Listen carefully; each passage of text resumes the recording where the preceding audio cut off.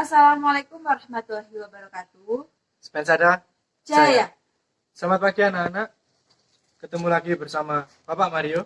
Dan saya Bu Lilis. Nah, di sini kita akan melanjutkan materi yang sebelumnya, yakni tentang klasifikasi makhluk hidup dengan subtema yakni 5 kingdom makhluk hidup. Untuk tujuan pembelajarannya, yang pertama yakni mengetahui karakteristik dari 5 kingdom makhluk hidup. Lalu yang kedua, mengetahui peran dari contoh masing-masing kingdom. Untuk selanjutnya, simak video berikut ini. Baik, pada pertemuan kali ini kita akan membahas 5 kingdom dari makhluk hidup. Yang pertama ada Monera, 2 Protista, yang ketiga fungi atau jamur, yang keempat plantae atau tumbuhan, yang kelima animalia atau hewan. Nah, 5 kingdom makhluk hidup ini adalah salah satu usulan dari Robert Harding Whittaker. Beliau berasal dari Amerika Serikat. Beliau awalnya mengenalkan dari 4 kingdom menjadi 5 kingdom. Beliau memisahkan jamur dari kelompok plantae karena jamur tidak memiliki klorofil seperti tumbuh-tumbuhan. Jadi pada gambar berikut ini adalah hasil dari cetusan Bapak Robert Harding Whittaker. Dari 4 kingdom yang sebelumnya tidak ada fungi atau jamur menjadi 5 kingdom ditambah dengan fungi. Lalu yang pertama kita akan membahas tentang Monera. Jadi Monera ini adalah salah satu mikroorganisme prokariotik bersel satu. Jadi Monera itu adalah mikroorganisme yang tidak memiliki membran inti sel. Dan Monera terdiri atas Eubacteria dan juga Archaebacteria. Selanjutnya ada karakteristik dari Monera. Yang pertama uniseluler. Ya, uniseluler itu adalah mikroorganisme yang hanya memiliki satu sel. Biasanya terdapat pada Monera ini ya karakteristiknya. Lalu yang kedua memiliki bentuk sel yang bervariasi. Ada yang berbentuk batang, bulat, dan spiral. Kemudian juga ada yang berkoloni ataupun tidak berkoloni. Yang ketiga, sel prokariotik atau sel yang tidak memiliki nukleus. Jadi inti sel yang terbungkus membran. Selain itu, prokariotik juga diartikan sebagai sel yang tidak memiliki organel yang terbungkus membran. Jadi Monera ini tidak memiliki organel membran. Berikut ini adalah macam-macam bentuk dari Monera. Ada kokus, dia seperti bola, lalu ada basil, dia seperti silinder batang, dan juga spirillum. Dia bentuk spiral ataupun bentuk benang spiral. Jadi ada contoh Monera. Ini ada bakteri E. coli. Jadi ini bakteri yang ada di dalam tubuh kita, terutama pada usus manusia, yang berguna untuk menjaga kesehatan sistem pencernaan. Nah, bakteri E. coli sendiri adalah contoh dari Eubacteria. Nah, sedangkan untuk bakteri Halobacterium salinarum, biasanya bakteri ini dimanfaatkan untuk kesehatan, untuk farmasi, untuk kedokteran, dan juga digunakan sebagai anti kanker. Nah, ini ada beberapa peranan Monera. Dia bisa sebagai pengurai dan pembusukan, dan berperan sebagai pembuatan makanan, pembuatan antibiotik. Nah, antibiotik itu adalah untuk mencegah kita dari bakteri. Dan juga yang kelima ada bioremediasi, atau biasanya bioremediasi ini menggunakan Monera untuk mengurangi polutan. Lalu untuk peranan merugikan, biasanya Monera dapat membusukkan makanan dan juga menyebabkan berbagai macam penyakit pada manusia, hewan, dan juga tumbuhan. Kingdom yang kedua yaitu Protista. Nah, Protista sendiri ini adalah kingdom yang terdiri dari satu sel atau banyak sel. dan memiliki membran inti, ataupun disebut organisme eukariot, serta bersel tunggal. Protista biasanya dikelompokkan menjadi 3, yaitu protista mirip hewan atau disebut protozoa, lalu ada menyerupai tumbuhan atau disebut juga dengan ganggang, dan juga protista mirip jamur. Berikut ada karakteristik umum dari protista. Yang pertama, mayoritas protista itu uniseluler ataupun bersel tunggal. Jadi kebanyakan dari Monera itu bersel tunggal.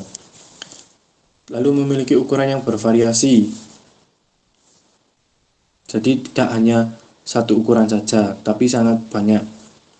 Mikroskopis karena dia tidak bisa dilihat dengan mata telanjang.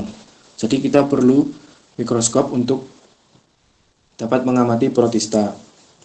Biasanya ukurannya itu dari 0,5 sampai 2 hingga makroskopis. Dia juga makhluk hidup yang eukariot, atau biasa disebut dia memiliki membran inti sel. Reproduksi secara aseksual dan juga seksual. Protista juga termasuk heterotrof, walaupun tidak dapat membuat makanannya sendiri. Nah, autotrof ini untuk protista yang mirip tumbuhan karena dia memiliki klorofil sehingga dia dapat melakukan fotosintesis dan membuat makanannya sendiri. Nah, jadi untuk tempat tinggalnya atau habitatnya biasanya protista kebanyakan di air. Dia juga melakukan respirasi aerobik. Nah, ini adalah contoh dari protista yang mirip hewan atau disebut protozoa. Di sini ada flagellata, rhizopoda. Ini yang paling umum dikenal oleh masyarakat. Rhizopoda yaitu amoeba dan juga sporozoa. Juga ada ciliata. Lalu selanjutnya ada yang mirip dengan tumbuhan atau disebut alga atau ganggang. Nah, ini yang biasa diketahui orang-orang ada euglena, lalu ada alga keemasan, ada Bacilla rhyopta dan Pyrophyta. Ada juga alga merah, alga coklat dan alga hijau. Lalu ini untuk protista mirip jamur, yaitu ada jamur lendir, ada Ascrasyomycota, ada Oomycota. Nah, berikut ada peranan dari protista. Kebanyakan peranan yang menguntungkan dari protista ini digunakan sebagai bahan tambahan pangan ataupun dibuat bahan masakan atau bahan pangan. Selain itu bisa juga digunakan untuk bahan bangunan dan juga bahan pasta gigi, dan juga digunakan untuk mengetahui pencemaran yang ada di suatu perairan. Jadi digunakan sebagai parameter pencemaran. Lalu selanjutnya ada peranan merugikan. Bisa sebagai jamur pada kol dan kubis. Dia juga bisa menyebabkan diare, disentri, dapat menjadi parasit bagi alga ataupun ganggang. Nah, untuk yang peranan merugikan ini biasanya mayoritas dari protista yang mirip jamur. Lalu bahasan selanjutnya ada fungi ataupun jamur. Nah, jamur atau fungi adalah organisme eukariotik. Jadi dia memiliki membran inti sel. Dan jamur ini tidak memiliki klorofil. Jamur pada umumnya multiseluler atau bersel banyak, meskipun ada beberapa yang uniseluler atau bersel satu ataupun disebut juga tunggal. Ini adalah organisme heterotrof, yakni memerlukan senyawa organik untuk nutrisinya dari lingkungan. Jadi dia tidak bisa memasak makanannya sendiri karena tidak memiliki klorofil, sehingga dia perlu menyerap nutrisi dari lingkungan di sekitarnya. Jadi ada ilmu tersendiri untuk mempelajari jamur, yaitu ilmu mikologi. Mikologi itu adalah cabang dari ilmu biologi. Lalu karakteristik umum fungi. Yang pertama, eukariotik. Dia disebut eukariotik karena jamur memiliki membran inti, uniseluler dan multiseluler. Karena uniseluler itu kan bersel tunggal, jadi tidak banyak dari jamur yang bersel tunggal. Karena kebanyakan dari jamur itu multiseluler atau bersel banyak. Dia juga heterotrof ataupun tidak dapat membuat makanannya sendiri karena dia memerlukan nutrisi dari lingkungan di sekitarnya. Fungi tidak memiliki klorofil. Jadi kalau tidak memiliki klorofil, dia menjadi organisme yang heterotrof. Terus dia dinding selnya tersusun atas kitin. Dia bisa menghasilkan spora. Memiliki tubuh bertalus ataupun disebut miselium. Kebanyakan dari fungi hidup di daerah yang lembab ataupun mengandung zat-zat organik. Nah, kenapa dia hidup di tempat yang mengandung zat organik? Ya karena dia memerlukan nutrisi dari lingkungan sekitarnya.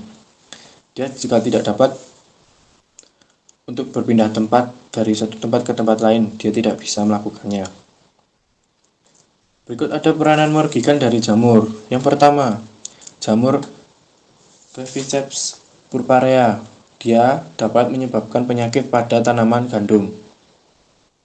Lalu ada jamur Aspergillus flavus. Dia dapat menyebabkan kebusukan dan ataupun bisa menyebabkan proses pembusukan pada makanan, pada nasi, dan lain-lain. Lalu selanjutnya dia bisa sebagai bahan makanan. Contoh yang pertama, Auricularia polytricha atau biasa kita sebut sebagai jamur kuping. Ya, ini sering kita konsumsi.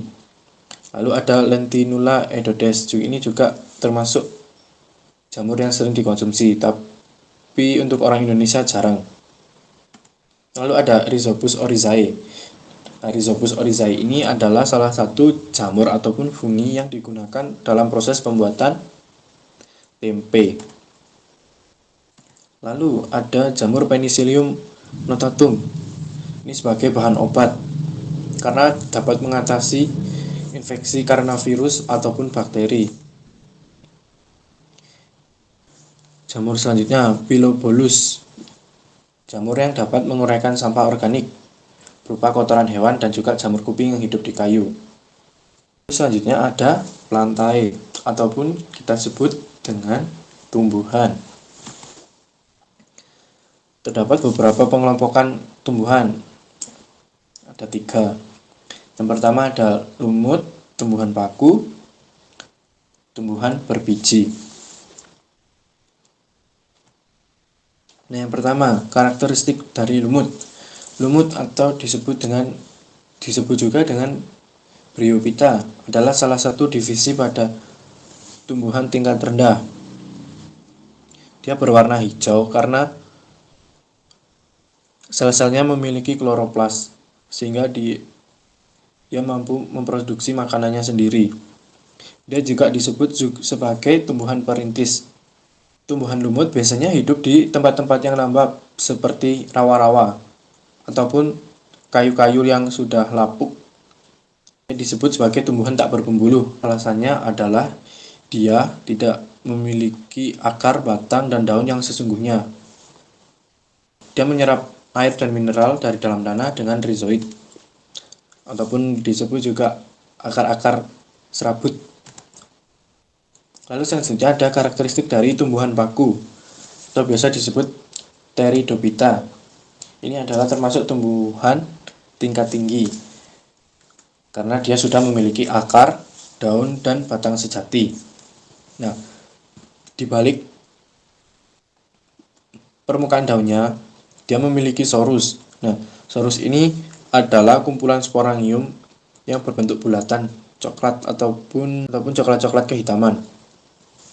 Nah, dia juga memiliki karakteristik di mana dia memiliki daun muda yang menggulung pada ujung daunnya. ataupun biasa pada di tengah-tengahnya ada daun yang menggulung. Lalu dia dapat hidup di tempat yang lembab. Juga bisa dapat hidup di tempat yang memiliki kadar air ataupun menempel pada pohon lain. Lalu selanjutnya ada tumbuhan berbiji. Nah, tumbuhan berbiji ini terbagi menjadi dua. Yang pertama berbiji terbuka atau biasa disebut dengan gymnospermae karena bijinya tidak dibungkus oleh buah. Lalu yang kedua berbiji tertutup atau angiospermae karena bijinya dilindungi oleh buah. Lalu biji tertutup atau angiospermae terbagi lagi menjadi dua, yaitu yang monokotil dan juga dikotil. Untuk monokotil dia berkeping satu. Dia memiliki akar serabut dan juga daunnya sejajar. Bisa dilihat pada gambar. Dia memiliki daun yang sejajar dan dan batangnya tidak bercabang ataupun berruas-ruas. Nah, kalau untuk dikotil dia berkeping dua. Dia memiliki akar yang tunggang. Jadi akar yang tunggang itu akar yang sangat besar. Lalu dia memiliki daun yang menyirip dan juga batang bercabang. Lalu peranan tumbuhan. Yang pertama ada tumbuhan lumut. Dia berperan dalam ekosistem karena dia menyediakan oksigen. Dia juga dapat mampu menyimpan air. Jadi kalau kita menemukan lumut, terus kita ambil, terus kita peras, itu nanti dia akan keluar airnya. Seperti itu. Lalu ada tumbuhan paku. Biasanya bisa digunakan sebagai tanaman hias. Nah, ini untuk yang semanggi biasanya digunakan untuk sayur dimasak. Lalu ada tumbuhan berbiji terbuka atau gymnospermae. Biasanya ini pakai saji, digunakan sebagai obat-obatan maupun juga bisa dibuat sebagai tanaman hias. Lalu yang selanjutnya ada peranan angiospermae. Kebanyakan angiospermae dapat menghasilkan bahan sandang, bahan pangan. Nah, bahan pangan ini berupa apa? Yaitu berupa padi, bahan baku beras sebagai makanan pokok kita. Lalu juga bisa sebagai rempah-rempah seperti ini pada gambar. Ada bunga lawang, ada kayu manis, pala, dan juga yang lain-lainnya. Lalu ada sebagai bahan bangunan, pohon jati, pohon waru itu kan digunakan untuk sebagai furniture dan juga digunakan sebagai tanaman hias dan juga penghasil bahan industri. Oke anak-anak semuanya, kita melanjutkan di kingdom Animalia atau kelompok hewan. Nah, seperti halnya tumbuhan, hewan di permukaan bumi itu memiliki banyak sekali ragamnya, dari bentuk hingga ukurannya, ada yang kecil hingga yang besar.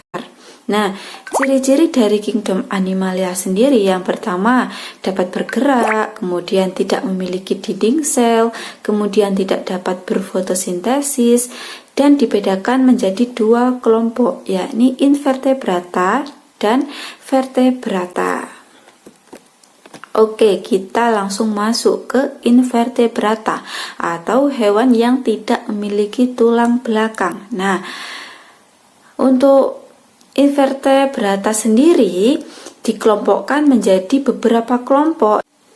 Nah, yang pertama itu ada porifera.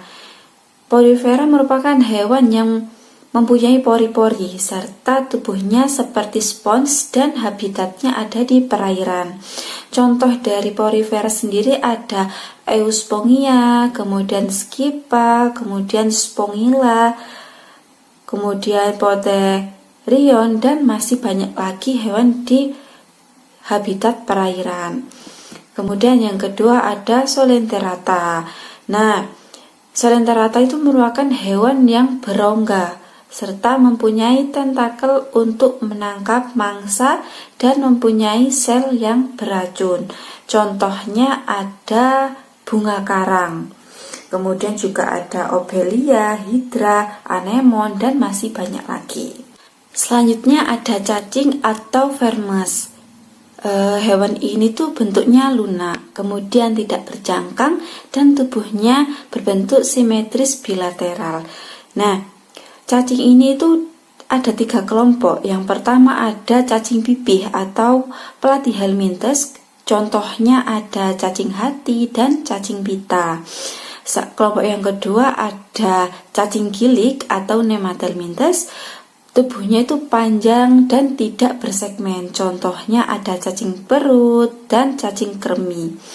Dan kelompok yang ketiga ada cacing gelang atau Annelida. Tubuhnya itu berruas-ruas seperti cincin. Contohnya ada cacing tanah, lintah, dan pacet. Kemudian ada moluska, merupakan hewan yang tubuhnya itu lunak, kemudian banyak lendir, terus terbungkus oleh mantel.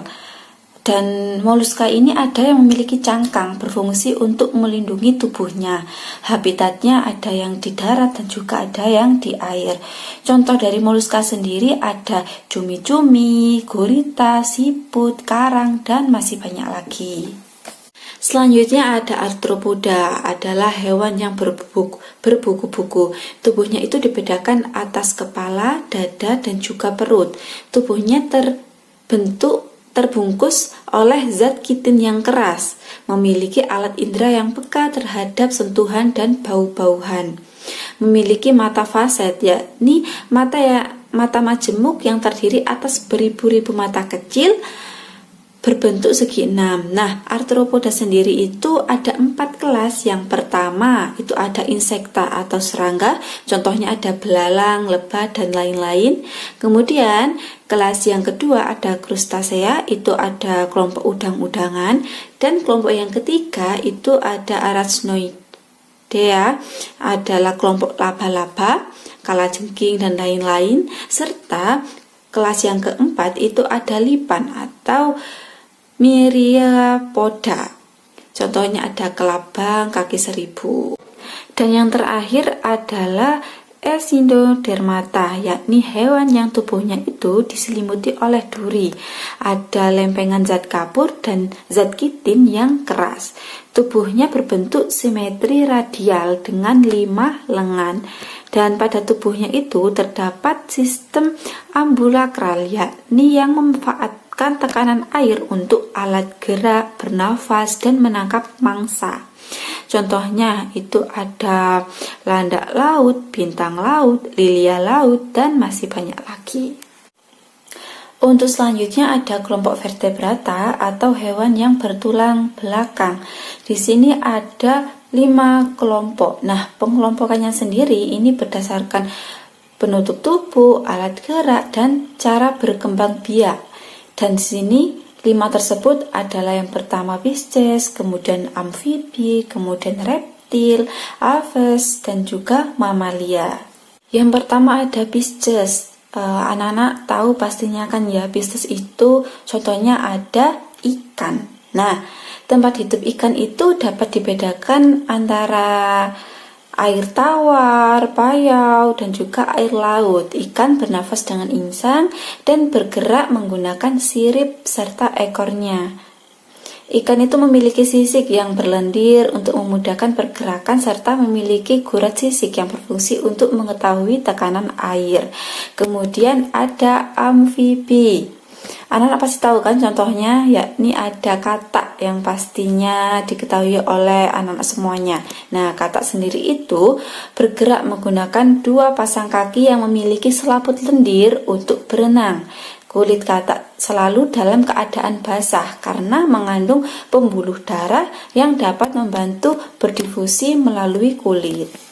Selanjutnya ada reptil. Anak-anak tahu nggak contohnya apa? Selain ada buaya yang ada di PPT ini.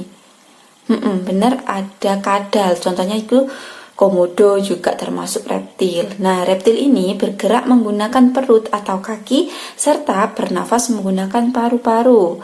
Reptil memiliki kulit yang keras, kering, dan bersisi yang terbuat dari zat keratin. Nah, pembuahan terjadi dalam tubuh induknya yang menghasilkan telur bercangkang. Kemudian ada aves atau burung. Nah, burung itu memiliki darah panas. Pembuahan terjadi di dalam tubuh sang induk dan berkembang biak dengan bertelur. Burung bernafas menggunakan paru-paru dan memiliki alat tambahan berupa pundi-pundi udara sebagai tempat cadangan udara pernafasan di saat terbang. Kemudian ada mamalia, contohnya apa?